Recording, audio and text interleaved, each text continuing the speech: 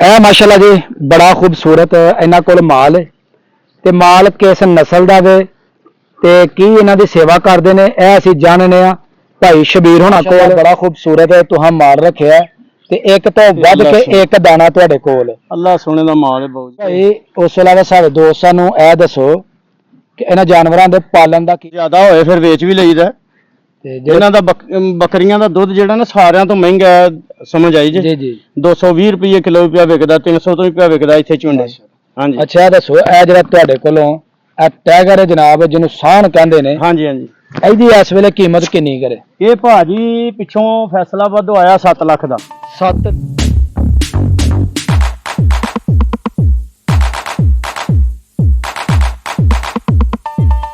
अस्सलाम वालेकुम दोस्तों, की हाल चाल है? ठीक हो? मैं जी तुहाडा दोस्त सुल्तान शेख, पंजाब के खूबसूरत संती शहर सियालकोट पिंड जी पूरब कलेर। मैं जी इस वेले खड़ा हाँ अपने देहात के अंदर ते मेरे भाई ने मुहम्मद शबीर साहब ते जनाब ए रहन वाले ने बठियां दे।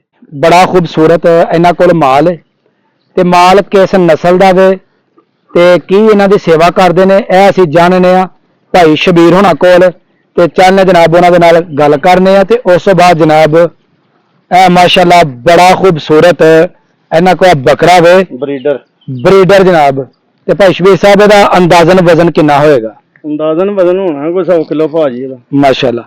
ते करने जी भाई शबीर नाल गुफ्तगू। वालेकुम भाई शबीर साहब। ओ जी बिस्मिल्लाह जी। वालेकुम सलाम डॉक्टर साहब। हो जी अल्लाह दा करम। और जनाब ठीक हो? हां जी शुक्र है अल्लाह सोने दा, तुसी सुनाओ? अल्हम्दुलिल्लाह माशाअल्लाह बड़ा खूबसूरत है तुहां माल रखिया ते एक तो वध के एक दाना तुहाडे कोल। अल्लाह सोने दा माल है बाऊ जी।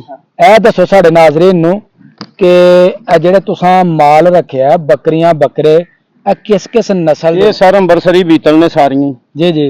हां जी ते अंबरसर तो ही टुरी है नस्ल प्योर देसी जिन्हां नु कहंदे ने। अच्छा हां जी कालियां डब्बियां भी ने, अपना लाल नांगरियां भी ने, लाल डब्बियां भी ने जी जी। हां जी ते माशाअल्लाह सारा दिन और भी है ने मक्खी चीना साडे सियालकोट दा रंग ते बूरा बहुता पसंद करदे, लेकिन 100 चों एक बकरी है जी जी जेड़ी मसां को सही निकलदी है, दुੱਧ हौलियां ने। अच्छा अच्छा। हां जी ते ਇਹ ਦੁੱਧ ਇਹ ਚੰਗੀਆਂ ਇਹ ਚੰਗਾ ਦਿੰਦੀਆਂ ਨੇ ਤਾਂ ਵਾਸਤੇ ਰੱਖੀ ਦੀਆਂ। ਉਸ ਤੋਂ ਇਲਾਵਾ ਸਾਡੇ ਦੋਸਤਾਂ ਨੂੰ ਇਹ ਦੱਸੋ ਕਿ ਇਹਨਾਂ ਜਾਨਵਰਾਂ ਦੇ ਪਾਲਣ ਦਾ ਕੀ ਫਾਇਦਾ ਨੇ? ਭਾਜੀ ਫਾਇਦਾ ਤੇ ਇਹਨਾਂ ਦਾ ਬੜਾ ਹੈ, ਲੇਕਿਨ ਖੇਚਲ ਤੇ ਹੈ। ਹਾਂਜੀ ਲੇਕਿਨ ਆ ਪਰ ਤਕੱਲਫ ਕਰਕੇ ਡਾਕਟਰ ਸਾਹਿਬ ਤੇ ਫੇਰ ਕੁਝ ਬਣਦਾ, ਉਂਝ ਨਹੀਂ ਬਣਦਾ। ਜੀ ਜੀ ਹਾਂਜੀ ਕਿਉਂਕਿ ਮਾਲ ਸਭ ਤੋਂ ਚੰਗਾ ਹੈ, ਜੇ ਕੋਈ ਛੋਟੀ ਫੇਰੇ ਤੇ ਫੇਰ ਤੇ ਅੱਲਾ ਰਿਜ਼ਕ ਦਿੰਦਾ। ਜੀ ਜੀ ਤੇ ਜੇ ਮਸਾਂ ਕਿ ਤੰਗ ਪੈ ਜਾਈਏ ਇਸ ਮਾਲ ਤੋਂ ਤੇ ਫਿਰ ਉਹ ਆਪੋ ਆਪਣੀ ਹਰ ਬੰਦੇ ਦੀ ਮਰਜ਼ੀ ਹੈ। ਤੇ ਕਿੰਨੀ ਕੁ ਦੇਰ ਤੋਂ ਤੁਹਾਨੂੰ ਇਹ ਸ਼ੌਕ ਹੈ?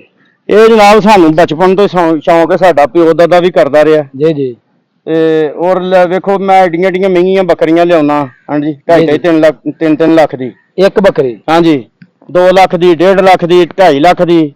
ਇੰਨੀ ਬੱਕਰੀ ਮਹਿੰਗੀ ਲਿਆ ਕੇ ਤੇ ਤੁਹਾਨੂੰ ਉਹਦੇ ਕੀ ਹਾਸਲ ਹੁੰਦਾ? ਲੇਕਿਨ ਸ਼ੌਕ ਹੈ ਆਪਣਾ ਭਾਜੀ, ਹਾਸਲ ਨੂੰ ਛੱਡੋ ਤੁਸੀਂ, ਹਾਸਲ ਤੇ ਮੁਕੱਦਰਾਂ ਦੀ ਗੱਲ ਹੈ, ਲੇਕਿਨ ਐਵੇਂ ਪਰ ਆਪੋ ਆਪਣਾ ਠਰਕ ਤੇ ਸ਼ੌਕ ਹੈ, ਸਮਝ ਆਈ ਜੇ?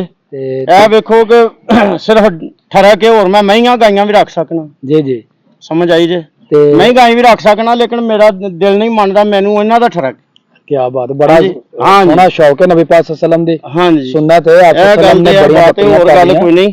ਤੇ ਬੱਕਰੀਆਂ ਜਿਹੜੀਆਂ ਇਹ ਕਿੰਨੀਆਂ ਕਰ ਦੁੱਧ ਦੇਣ ਵਾਲੀਆਂ ਨੇ? ਇਹ ਜਨਾਬ 5 ਤੋਂ 6 ਕਿਲੋ ਦੁੱਧ ਦੇਣ ਵਾਲੀ ਹੈ। 5 ਕਿਲੋ ਤੇ ਆਮ ਦੁੱਧ ਦੇਣੀਆਂ ਨੇ। ਜੀ ਜੀ ਹਾਂਜੀ। ਤੇ ਇਹਦਾ ਦੁੱਧ ਤੁਹਾਡਾ ਜਿਹੜਾ ਨਾ ਉਹ ਵੇਚਦਾ ਕਿ ਘਰ ਹੀ ਇਸਤੇਮਾਲ ਕਰਦੇ? ਨਹੀਂ ਅਸੀਂ ਤੇ ਖੈਰ ਨਹੀਂ ਜੀ ਐਡਾ ਵੇਚਦੇ, ਅਸੀਂ ਘਰ ਹੀ ਜਿਹੜਾ ਕੋਈ 5-7 ਕਿਲੋ ਹੁੰਦਾ ਆਪਣਾ ਗੁਜ਼ਾਰਾ ਕਰਨੇ ਆ। ਤੇ ਜਦੋਂ ਜ਼ਿਆਦਾ ਹੋਏ ਫਿਰ ਵੇਚ ਵੀ ਲਈਦਾ। ਤੇ ਇਹਨਾਂ ਦਾ ਬੱਕਰੀਆਂ ਦਾ ਦੁੱਧ ਜਿਹੜਾ ਨਾ ਸਾਰਿਆਂ ਤੋਂ ਮਹਿੰਗਾ ਹੈ, ਸਮਝ ਆਈ ਜੀ? ਜੀ ਜੀ 220 ਰੁਪਏ ਕਿਲੋ ਪਿਆ ਵਿਕਦਾ, 300 ਤੋਂ ਵੀ ਪਿਆ ਵਿਕਦਾ ਇੱਥੇ ਝੁੰਡੇ। ਹਾਂਜੀ ਅੱਛਾ ਦੱਸੋ ਇਹ ਜਿਹੜਾ ਤੁਹਾਡੇ ਕੋਲੋਂ ਇਹ ਟਾਈਗਰ ਹੈ ਜਨਾਬ ਜਿਹਨੂੰ ਸਾਹਣ ਕਹਿੰਦੇ ਨੇ, ਹਾਂਜੀ ਹਾਂਜੀ, ਇਹਦੀ ਇਸ ਵੇਲੇ ਕੀਮਤ ਕਿੰਨੀ ਕਰੇ? ਇਹ ਭਾਜੀ ਪਿੱਛੋਂ ਫੈਸਲਾਬਾਦ ਆਇਆ 7 ਲੱਖ ਦਾ। 7 ਲੱਖ ਦਾ? ਹਾਂਜੀ ਲਓ ਜੀ ਸੁਣ ਲਓ ਮਾਸ਼ਾਅੱਲਾ। ਤੇ ਕਿਸੇ 7 ਲੱਖ ਰੁਪਏ ਇਹ ਸਾਨੂੰ ਪਤਾ ਕਿਹੜੀ ਨਸਲ ਹੈ ਤੇ ਕਿਉਂਕਿ ਅਸਾਂ ਰੱਖੀਆਂ ਨੇ। ਕਿਸੇ ਵਾਸਤੇ 1 ਰੁਪਏ ਦਾ ਵੀ ਨਹੀਂ, ਕਿਸੇ ਵਾਸਤੇ 1 ਰੁਪਏ ਦਾ ਵੀ। ਜਿਹਨੇ ਨਹੀਂ ਨਾ ਸਾਂਭਣੀਆਂ ਤੇ ਜਾਂ ਜਿਹਨੇ ਨਹੀਂ ਰੱਖੀਆਂ ਉਹਨੇ ਆਖਣਾ ਹੈ ਝੂਠ ਮਾਰਦਾ। ਬੱਕਰਾ ਜਿਹੜਾ ਨਾ ਬੱਕਰਾ 18 ਲੱਖ ਦਾ ਵੀ ਹੈ, 12 ਲੱਖ ਦਾ ਵੀ ਹੈ, ਲੇਕਿਨ ਇਹ ਪਰ ਨਸਲ ਵੇਖੋ ਅੱਲਾ ਦੀ ਮਿਹਰਬਾਨੀ ਨਾਲ ਸਿਰਫ ਗਰਮੀ ਨਾਲ ਥੋੜਾ ਜਿਹਾ ਨਾ ਲਿਸਾ ਹੋਇਆ ਪਿਆ ਤੇ ਚੋ ਸਭ ਹੈ। ਲੱਤ ਵੇਖੋ ਪਰ ਹੈ ਨਾ ਜਿਵੇਂ ਸਾਈਵਾਲ ਦੇ ਬੱਚੇ ਦੀ ਹੁੰਦੀ ਹੈ ਮੋਟੀ। ਮਾਸ਼ਾਅੱਲਾ ਮਾਸ਼ਾਅੱਲਾ ਪੂਰਾ ਜਨਾਬ ਤਗੜਾ ਤੇ ਇਨਸਾਨ ਹੈ ਤੁਹਾਡੇ ਕੋਲ। ਤੇ ਗੱਲ ਆ ਵੇ ਪਰ ਇਹਦੀ ਨਸਲ ਲਵਾਂਗੇ ਫਿਰ ਇਨਸ਼ਾਅੱਲਾ। ਅਗਰ ਤੁਹਾਡੇ ਕੋਲੋਂ ਕੋਈ ਬੰਦਾ ਸ਼ੌਕੀਨ ਆ ਜਾਂਦਾ ਹੈ, ਹਾਂਜੀ, ਉਹ ਇਹਦਾ ਮੁੱਲ ਭਰਦਾ ਵੇ, ਹਾਂ ਦੇ ਦਿਆਂਗੇ, ਕੋਈ ਮਸਲਾ ਕਿੰਨਾ ਕੁ ਮੁੱਲ ਇਹਦਾ ਹੋਏਗਾ? ਮੁੱਲ ਭਾਜੀ ਗੱਲ ਵੇ ਕਿ ਤੁਹਾਨੂੰ ਦੱਸਿਆ ਪਰ ਫੈਸਲਾ ਬਦੋਂ ਆਇਆ ਲਿਆਸ ਗੁੱਜਰ ਕੋਲੋਂ। ਜੀ ਜੀ ਸਮਝ ਆਈ ਜੇ? ਜੀ ਜੀ ਤੇ ਲਿਆਸ ਗੁੱਜਰ ਤੇਰੇ ਪੂਰੇ ਇੱਥੇ ਪੰਜਾਬ ਦੇ ਵਿੱਚ ਮਸ਼ਹੂਰ ਹੈ।